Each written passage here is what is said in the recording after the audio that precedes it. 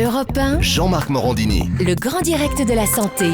Et on va commencer par une question qui obsède les femmes en général, c'est la cellulite. Quelle solution pour éliminer cette cellulite? Crème, sport, massage, appareils spéciaux, programme minceur, tous les moyens sont bons pour en venir à bout. Mais parmi tous ces produits qui promettent de déstocker les graisses et de raffermir, lesquels fonctionnent réellement et quelle est la bonne méthode? Docteur Pérez, on voit ça avec vous. Je crois qu'il y a 95% des femmes qui estiment qu'elles ont de la cellulite. Exactement, mais parce que la nature est prévoyante, elle a placé sur les cuisses, les hanches, les fesses des femmes des réserves de graisse destinées à alimenter le bébé en cas de grossesse. Et Ça sert à ça en fait? Mais bien sûr. Pourquoi les femmes ont des rondeurs un peu partout? C'est quand elles seront enceintes, elles auront des réserves où pourra puiser le fœtus, l'embryon pendant la grossesse et même au moment de l'allaitement. Donc ça, c'est pour le côté positif.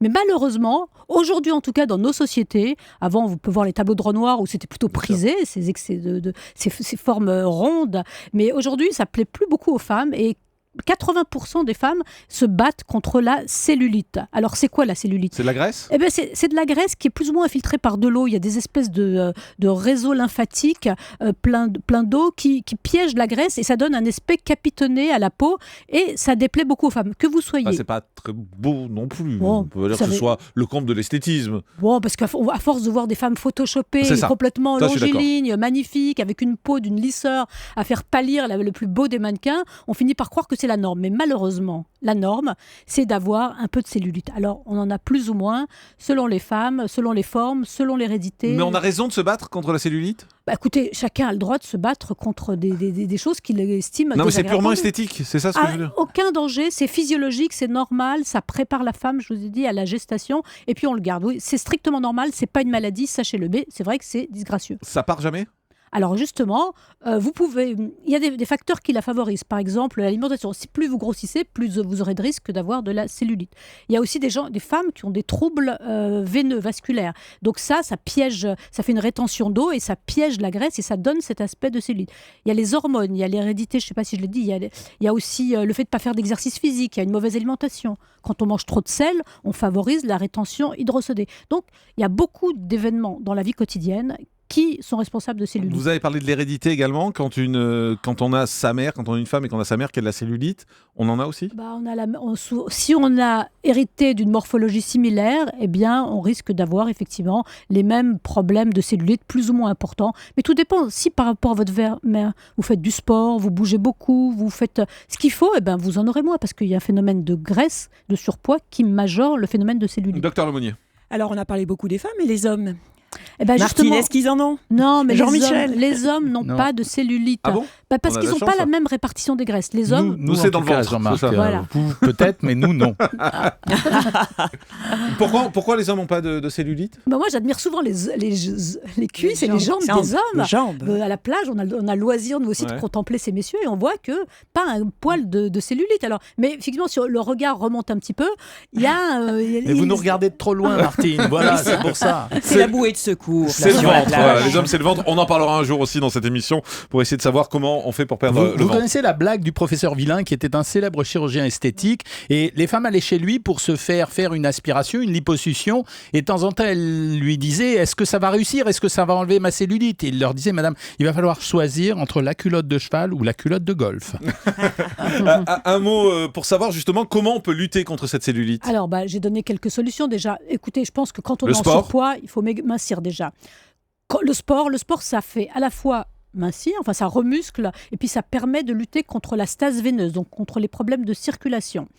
Il faut lutter contre le tabagisme. Le tabagisme est responsable d'une mauvaise oxygénation de la peau. Mais oui. Le tabagisme peut provoquer de la cellulite? Peut-être pas, mais en tout cas, ça participe à un mauvais aspect de la peau. Les femmes ne le savent pas, mais le tabac, c'est un ennemi de la peau. Donc, voilà. Oui, non, moi je voulais aller sur les remèdes de grand-mère, donc continuer Martine sur les remèdes classiques. Voilà, les remèdes classiques, voilà, la natation, enfin voilà. Alors, il y a des crèmes anti-cellulite, j'en dirais pas trop parce que finalement, il n'y a pas d'études scientifiques qui démontrent leur efficacité. Mais ça sert ou pas?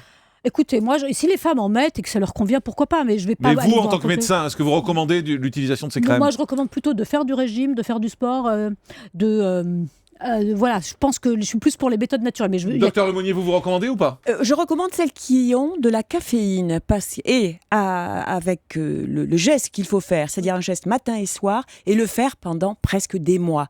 Il faut faire le massage très très souvent, et on dit que la caféine, les études l'ont montré, pénètre un petit peu sous la peau, parce que ces cellules graisseuses en paquet dont vous parliez, elles sont dans l'hypoderme. Il n'y a pas de miracle en tout cas, malgré tout, avec ces crèmes. Non, on peut amincir légèrement. Anne Le Gall, les recettes de grand-mère, c'était quoi? Les douches froides et les tisanes drainantes, ça sert à quelque chose? Écoutez, je sais pas, les tisanes drainantes, il n'y a pas eu d'études en double aveugle contre placebo, je peux pas vous dire, mais pourquoi pas essayer si c'est des bonnes tisanes, si elles sont pas toxiques, parce qu'il y a parfois des tisanes toxiques. Alors, il y a aussi le drainage lymphatique. Alors, ça permet d'éliminer l'eau qui est en sous-cutanée et qui donne cet aspect de capiton que les femmes n'aiment pas.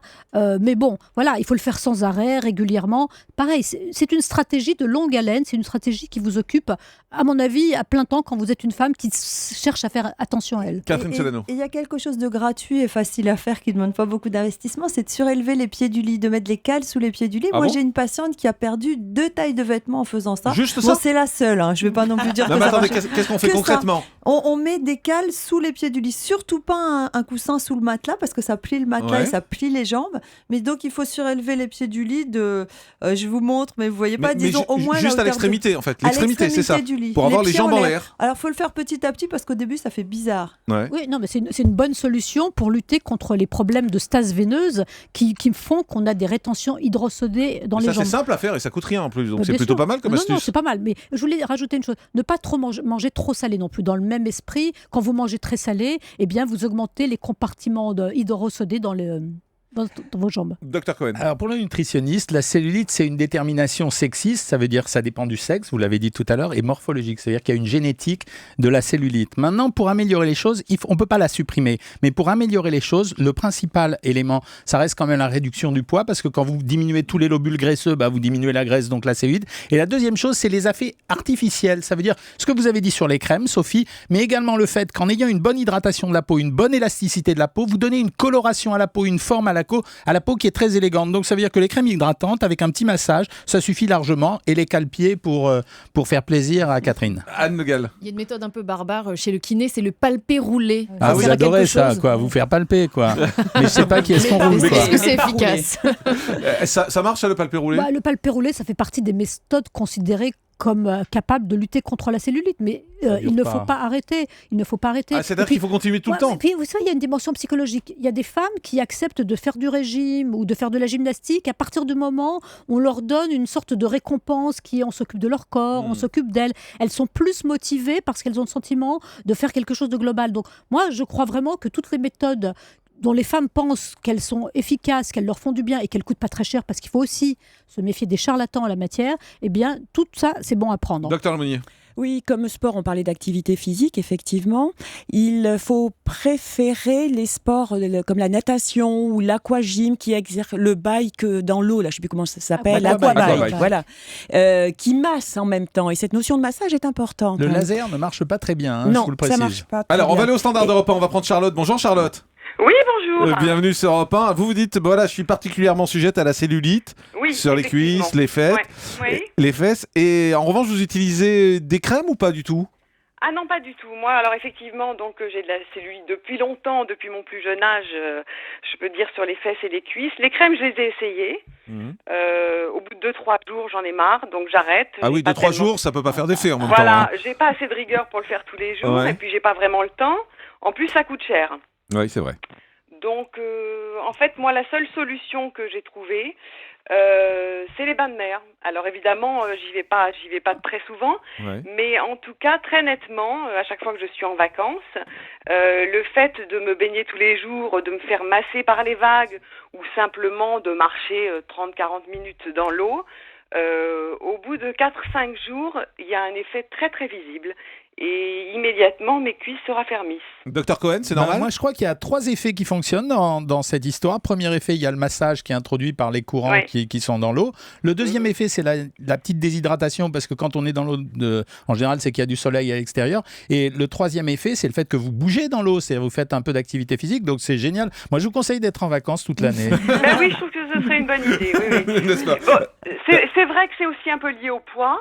Quand j'ai 2-3 kilos de plus, j'ai plus de cellulite. Voilà, quand je les perds, c'est beaucoup. J'en ai moins. Donc effectivement, ça marche aussi un peu avec le sport. Mais enfin voilà, le meilleur remède, c'est les massages dans l'eau. J'ai fait aussi de l'aquabiking, mais alors là, j'ai pas vu d'effet en fait. Curieusement. La mer, c'est vraiment le meilleur remède. La recette idéale pour vous. Merci Charlotte de l'avoir dit sur Europe 1. Juste, docteur Pérez, est-ce que c'est lié à l'âge ? C'est-à-dire, est-ce qu'il y a un âge où apparaît la cellulite, où on peut en avoir très jeune ? C'est au moment... Charlotte nous disait, j'en ai depuis que je suis jeune. Oui, écoutez, ça commence en général avec la puberté, puisque les hormones féminines qui veulent nous renforcer pour nos futures grossesses, qui nous préparent, eh bien, c'est la puberté. Donc à la puberté, on voit le corps se modifier, les formes rondes apparaître, et puis la cellulite arriver. Mais attention, il ne faut pas non plus en faire une maladie. Je vous dis, c'est normal pour les femmes. Quand elles ne souffrent pas de ça, eh bien, il faut aussi prendre des choses avec philosophie, faire du sport, ne pas trop grossir. Et puis voilà. Et on continue à plaire, à mon avis, aux hommes, même avec un peu de cellulite.